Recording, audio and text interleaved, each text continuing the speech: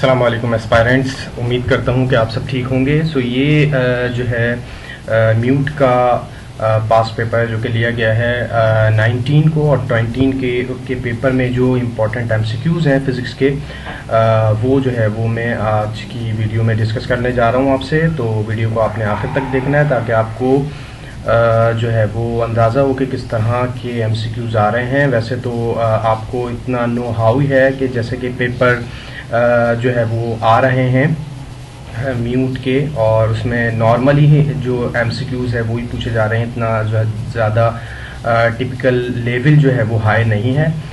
आज के पेपर में इसी तरह स्टार्ट करते हैं। आगे एमसीक्यूज़ जो यहाँ पे दिए गए हैं, पहला एमसीक्यू है work done against the friction is. Work done against the friction जो होता है वो नेगेटिव होता है, क्योंकि नेगेटिव वर्क डन हमें जब मिलता है जब फोर्स और डिस्प्लेसमेंट के दरमियान एंगल 180 डिग्री का हो। तो यहाँ पे जो डिस्प्लेसमेंट है वो फ्रिक्शनल फोर्स के अगेंस्ट है। तो फ्रिक्शनल फोर्स और डिस्प्लेसमेंट के दरमियान जो एंगल है 180 डिग्री का है, जिसकी वजह से वर्क डन हमें नेगेटिव मिलता है यहाँ पे।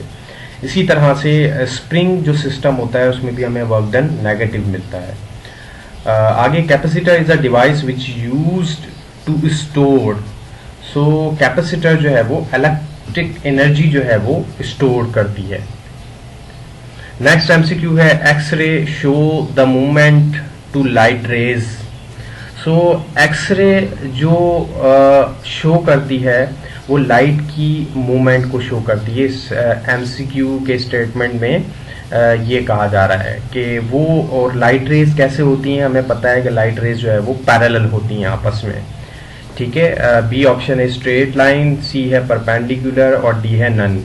इट मीन्स कि लाइट रेज पैरेलल होती हैं आपस में, और जो है वो एक्स रेज भी बिल्कुल इसी तरह से होती हैं, पैरेलल होती हैं। जब वो इंसिडेंट होती हैं किसी पॉइंट से वो पैरेलल होती हैं आपस में। तो ये जो है वो मूवमेंट शो करता है एक्स रे लाइट की तरह। नेक्स्ट एमसीक्यू है unit of current density. Current density का जो यूनिट है हमारे पास वो है एम्पियर पर मीटर स्क्वायर, क्योंकि इसका जो फॉर्मूला है वो है current per unit area. Current per unit area में जितना करंट फ्लो होता है ये हमारे पास करंट डेंसिटी होता है। नेक्स्ट एमसीक्यू है positron has an equal mass of. Positron anti particle है इलेक्ट्रॉन का, याद रखिएगा, ठीक है। तो मास दोनों का सेम होगा, सिर्फ चार्ज का फर्क होता है। चार्ज पॉजिट्रॉन पे प्लस और इलेक्ट्रॉन पे negative. Gamma rays are dash. Gamma rays जो है वो फोटॉन्स कहलाते हैं। Photons are gamma rays. Next MCQ है डायमेंशन ऑफ स्पीड। स्पीड की डायमेंशन LT-1 है। स्टूडेंट्स अब आप देख सकते हैं next MCQ unit of force newton. ये जो है वो repeated MCQ. Next MCQ by decreasing v, यानी कि वेलोसिटी को जब हम डिक्रीज करते हैं तो एक्सेलरेशन क्या होता है। Acceleration positive negative remain same none. Acceleration जो होता है वो नेगेटिव होता है, जिसको हम रिटार्डेशन भी कहते हैं और डी एक्सेलरेशन भी हम कह सकते हैं। नेक्स्ट है horizontal velocity in projectile is remains constant. पूरी जर्नी में जो प्रोजेक्टाइल ट्रिजेक्टरी की जर्नी है उसमें हॉरिजॉन्टल कंपोनेंट जो है वेलोसिटी का या फिर हॉरिजॉन्टल वेलोसिटी सेम रहती है, कांस्टेंट रहती है। जबकि वर्टिकल कंपोनेंट जो है वो ये जो है वो सेम नहीं रहता, ये किसी पीक पर जाके ज़ीरो हो जाता है, और वैसे जो है ये इसकी वैल्यू वेरी करती है।